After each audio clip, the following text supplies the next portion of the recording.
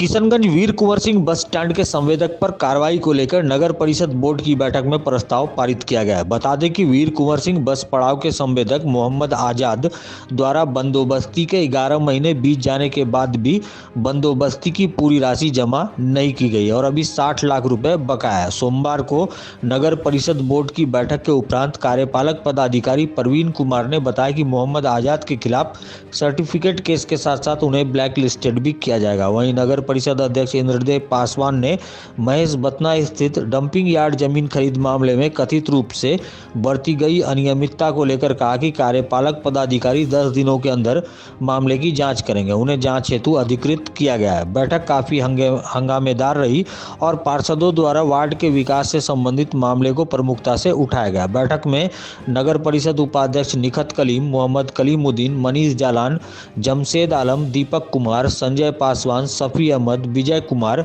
गायत्री देवी सहित अन्य पार्षद और प्रतिनिधि मौजूद थे। जनरल बोर्ड की बैठक आयोजित की गई थी जिसमें विभिन्न मुद्दों पर चर्चा की गई। सबसे इसमें जो था पहला एजेंडा था तो यहाँ नगर परिषद के द्वारा 2017 में डंपिंग यार्ड का क्रय किया गया था, जो 12 एकड़ 53 डिसमिल जमीन का वो रकबा था, जिसका कि मोटेशन भी किया गया। बाद में जब उसकी सीमांकन और चारदीवारी का निर्माण कार्य शुरू हुआ तो बहुत विवाद उसमें बढ़ गया, जिस कारण से वो निर्माण कार्य अभी तक पूरा ही नहीं हो पाया है। जब स्थल पर जाके उसका निरीक्षण किया गया तो उस दौरान पाया गया कि कुछ लोगों के द्वारा ये दावा किया जा रहा है जो वह डंपिंग ग्राउंड की ज़मीन उनके द्वारा भी कुछ भूभाग जो है वो मोटेशन उसके द्वारा भी पूर्व से उसको प्राप्त है। इसी रिगार्डिंग हम लोग जो है जांच के लिए अंचल को पत्र दिए हैं और वो जो संबंधित पार्टी उस पर दावा कर रहा है वैसे लोगों को भी चिन्हित करके 4 या 5 लोग हैं जिसको कि नोटिस किया गया है, वो अपना अपना कागजात जो है नगर परिषद में जमा करें।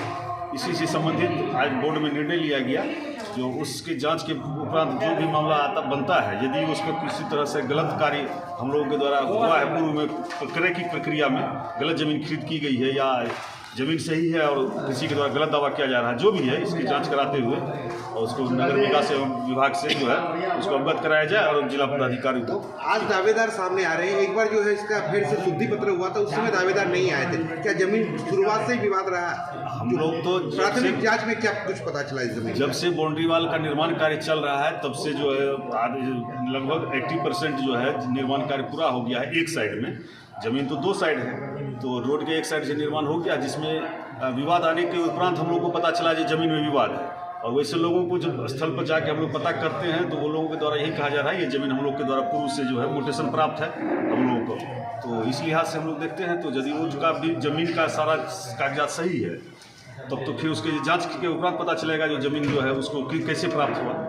यदि हम लोग को गलत जमीन दिया गया है तो जो हम लोग को जमीन का जो विक्रेता है उस पर फिर हम लोग वित्तीय वर्ष 24-25 खत्म हो रहा है। बस स्टैंड के संवेदक अब तक लाखों रुपए जमा नहीं किए हैं। चेयरमैन साहब ने बताया 60 लाख कार्रवाई करने जा रहे हैं। उसको नोटिस करते हुए सर्टिफिकेट केस एवं अन्य जो भी कानूनी कार्रवाई होता है अगले निविदा में भाग लेने से उसको ब्लैक लिस्टेड करते हुए भी कार्रवाई की जाएगी।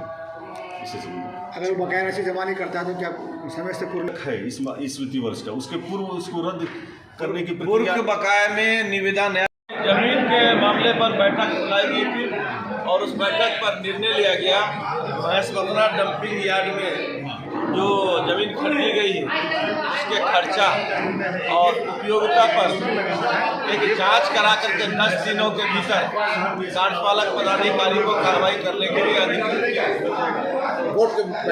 हाँ, बैठक में निर्णय लिया गया कि कार्यपालक पदाधिकारी नगर परिषद किशनगंज 10 दिनों में जमीन संबंधित महेश बतना के डंपिंग यार्ड के मामले में जांच कौन करेंगे? जांच कराकर वो अपने स्तर से जांच कराकर 10 दिनों में कार्रवाई मुकम्मल कराएंगे। इसके अलावा और क्या कुछ चर्चा हुआ? इसके अलावा बस स्टैंड के ठेकेदार के ऊपर 60 लाख रुपया रेवेन्यू बकाया है, जिस पर प्राथमिकी दर्ज करने का निर्णय लिया गया।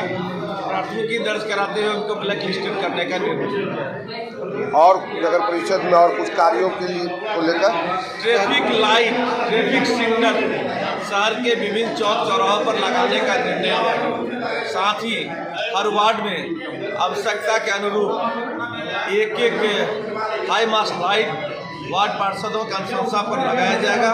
इसके अतिरिक्त जो भी आवश्यकता होगी वो पार्षद के अनुशंसा पर अभी बोर्ड की जो बैठक है, इस बैठक में दो ही इशू पर इम्पोर्टेंट चर्चा हुई। एक तो हुई जो पूर्व में ज़मीन खरीदारी हुई थी, उसमें थोड़ा सा कुछ विवाद है। कोई ज़मींदार वहाँ पर अपना दावा किए हुए हैं, इस वजह से उसके आलोक में निर्णय लिया गया है कि कार्यपालक पदाधिकारी विधि सम्मत जो परामर्श लेकर के जो कार्रवाई हो वो करवा दें। दूसरा है जो अभी आप लोगों ने बस स्टैंड के बारे में जो चर्चा की, तो बस स्टैंड का जो निश्चित तौर पर निविदा रुकता नहीं है, निविदा तो होगा, लेकिन वो लोग जो डिफ़ॉल्टर हैं उस पर विधि सम्मत कानूनी कार्रवाई होगी और वो ब्लैक लिस्टेड होंगे, वो निविदा में भाग नहीं ले सकते हैं। और वसूली की प्रक्रिया जो कानूनी ढंग से होगा वो करके उनसे पैसा उगाही किया जाएगा।